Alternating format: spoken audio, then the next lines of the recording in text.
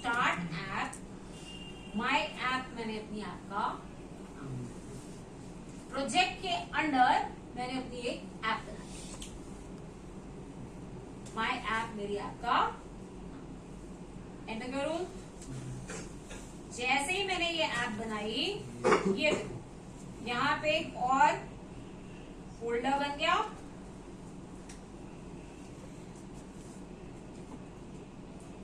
ये देखो ये माई ऐप एक अलग फोल्डर। ये फर्स्ट प्रोजेक्ट जो आपका प्रोजेक्ट है, उस प्रोजेक्ट के अंदर ये क्या बन गई, माई ऐप ऐप। इसके अंदर अपना फाइल स्ट्रक्चर है, इसका अपना एक फिक्स फाइल स्ट्रक्चर है। कभी भी ऐप बनाओगे तो उसका ये वाला फाइल स्ट्रक्चर होगा, ठीक है। फ्रेमवर्क में जब काम करते हैं तो फ्रेमवर्क के स्ट्रक्चर को समझना सबसे इंपॉर्टेंट होता है, तभी आपको पता चलेगा, क्योंकि वो प्री डिफाइंड है। और वो ऐसा तो है नहीं कि स्क्रैच से आपको सारी लकड़ी मिल गई, अपनी मर्जी से जैसे मर्जी काटो पीटो और बनाओ। वो क्या है, प्री डिफाइंड कंपोनेंट्स है। अब उनको ज्वाइन करने के लिए आपको उनको समझ के ज्वाइन करना पड़ेगा, ठीक है। तो ये आपकी क्या बन गई, अब एक ऐप।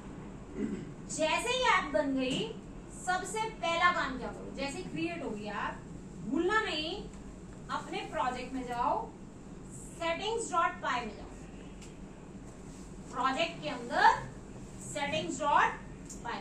पहली बार आपको ये वो लगेगा, 2-3 बार कर लिया फिर तो आप फटाफट आपको पता चल जाएगी यहाँ ये करना, यहाँ ये करना, ठीक है। प्रोजेक्ट के अंदर settings.py फाइल में जाके यहाँ पे होती है इंस्टॉल्ड एप्स।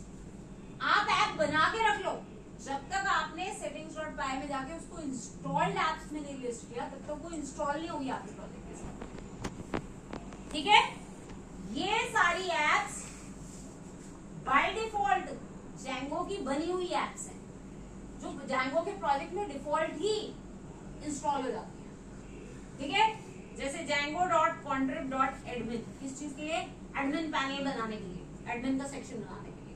Django.contrib.auth, किस चीज के लिए, ऑथेंटिकेशन के लिए। लॉगिन, अब एडमिन पैनल खुलेगा तो लॉगिन भी कराना पड़ेगा और सारा कुछ करना पड़ेगा ना, तो उसके लिए auth। Django.contrib.content types, आपकी कौन कौन सी टाइप्स बन रही हैं, आपके ऑब्जेक्ट्स किस किस टाइप के हैं, वो सारा रिकॉर्ड होता है किसमें, content types. Django.contrib.sessions, session handling के लिए, सेशन समझते हैं, जब आप वेबसाइट को एक्सेस करते हैं तो वेबसाइट सर्वर पे आपका एक सेशन मेंटेन करता है, जब तक आप एक्सेस कर रहे हो उतनी देर तक आपका इंफॉर्मेशन सेशन में मेंटेन, तो सेशंस के लिए Django.contrib.sessions। मैसेजेस के लिए messages, static files, CSS files वगैरह के लिए स्टैटिक फाइल्स। ये बने बनाए पाइथन के ऐप, Django के बने बनाए ऐप्स हैं, ये बाय डिफॉल्ट, ठीक है। आपने अपनी कोई ऐप बनाई तो याद रखना, इंस्टॉल्ड एप्स में उसका नाम जरूर दे देना और बनाते ही दे देना, क्योंकि कई बार क्या होता है कि जैसे शुरू में काम करता है, अपनी ऐप बना ली, सब कुछ बना लिया, सिर्फ चला रहे हो तो चल ही नहीं रही, वो चल क्यों नहीं रही, क्योंकि आपने इंस्टॉल्ड एप्स में दी नहीं ना, वो इंस्टॉल ही नहीं हो रही आपके प्रोजेक्ट के साथ, ठीक है।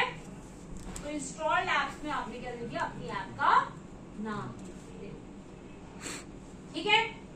अब देखो ऐप के अंदर क्या क्या है और ऐप के अंदर कौन सी फाइल क्या काम है। ये आ गई माई ऐप। माई ऐप के अंदर सबसे पहले एक फोल्डर है माइग्रेशंस। माइग्रेशंस किस चीज के लिए यूज होता है, Django के अंदर डेटाबेस के साथ काम करने के लिए ORM, object relational mapping use होती है। Django के साथ काम करने के लिए क्या यूज होता है, ऑब्जेक्ट रिलेशनल मैपिंग। अभी तक मैंने आपको पीछे 2-3 डेटाबेसेस के साथ कनेक्ट करके बताया, कभी हमने SQLite से कनेक्ट किया, कभी हमने पोस्टग्रेस से किया, कभी हमने MongoDB से किया। आपने देखा हर डेटाबेस के साथ कनेक्ट करने में आपको अलग अलग कोड लिखना पड़ रहा था, ठीक है। अब Django ने आपकी इस प्रॉब्लम को क्या कर दिया, सॉल्व कर दिया। आपका कोई भी डेटाबेस हो, आपको डेटाबेस के साथ खुद काम करना ही नहीं, आपने क्या करना है, आपने ऑब्जेक्ट्स के साथ काम करना है। आप पाइथन के डेवलपर हो, आपको ऑब्जेक्ट्स बनाने आते हैं, क्लास बनानी आती है, ऑब्जेक्ट बनाना आता है, आप ऑब्जेक्ट के साथ काम करो।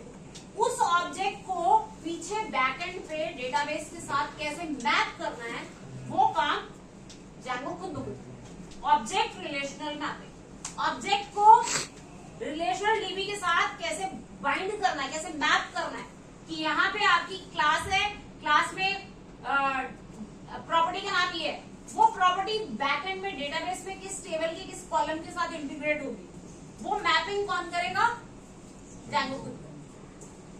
ठीक है। अब अगर आपके प्रोजेक्ट में आज SQLite डेटाबेस यूज हो रहा है, कल को पोस्टग्रेस यूज हो रहा है, परसों को कोई तीसरा डेटाबेस यूज हो रहा है, आपको कुछ बदलने की जरूरत नहीं, क्योंकि आपने तो ऑब्जेक्ट्स के साथ ही काम किया।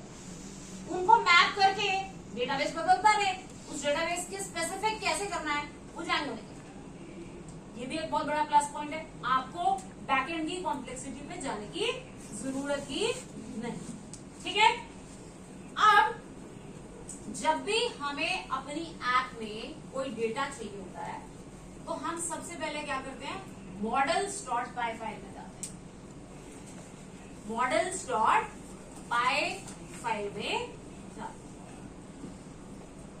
यहां पे जैसा हमें डेटा चाहिए हम वैसी क्लास डिफाइन करते हैं। जैसे मुझे प्रोडक्ट स्टोर कराना है तो मैं प्रोडक्ट की क्लास बनाऊंगी, उस प्रोडक्ट में जो जो इन्फॉर्मेशन स्टोर करानी है क्लास में वो सब प्रॉपर्टीज बनाऊंगी।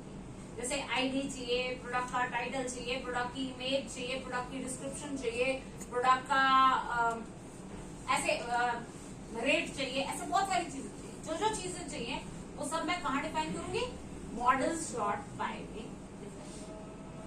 ठीक है, करेंगे अभी लेटर ऑन करेंगे, बस इस फाइल में वो काम करते हैं। आपने अपना मॉडल बना लिया, अब उस मॉडल के लिए जैंगो को पीछे बैकएंड में टेबल भी बनाना है। आपने तो मॉडल बना दिया, आपने अपनी क्लास बना ली। ठीक है, जब आपने क्लास बना दी तो जैंगो को पीछे उसके लिए क्या बनाना है, डेटाबेस में टेबल बनाना। उसके लिए होती है माइग्रेशन।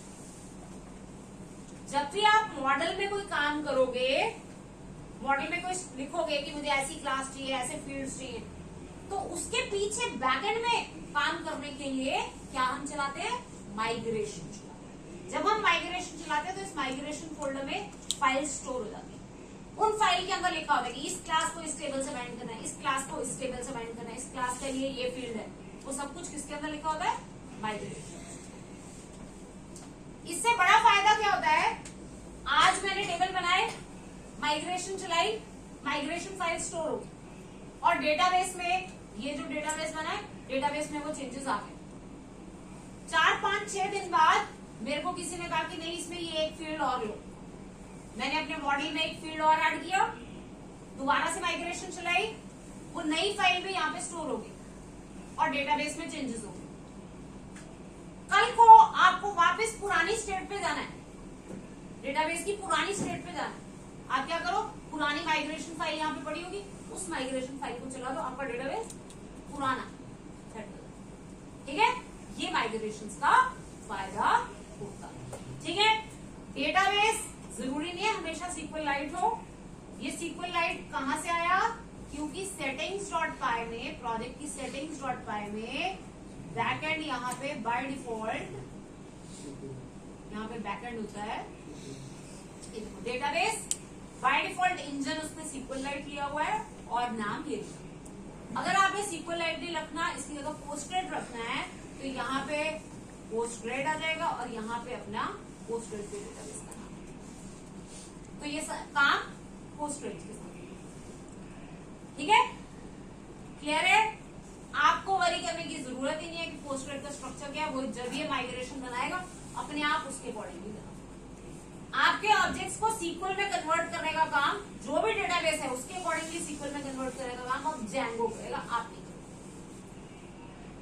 ठीक है, समझ में आ गया। उसके बाद नेक्स्ट फाइल है admin.py। एडमिनिस्ट्रेटर एंड पे कौन कौन सी चीज दिखे, उसपे क्या क्या एक्सेस मिले, वो सब कहाँ लिखते हैं, admin.py। जैसे मैंने अपने मॉडल में एक प्रोडक्ट का मॉडल बनाया, अब मैं एडमिनिस्ट्रेटर एंड पे अगर उसे ऐड कर दूंगी तो एडमिन एंड से मैं प्रोडक्ट्स को ऐड कर पाऊंगी, एडिट कर पाऊंगी, डिलीट कर पाऊंगी, वो सारा काम मेरे को एडमिन एंड पे मिलने लगता है। उसके लिए मुझे क्या करना पड़ेगा, यहाँ पे कोड एडमिन साइड पे अपने मॉडल को रजिस्टर करना, वो कोड कहां लिखते हैं, admin.py। ठीक है, उसके बाद apps.py,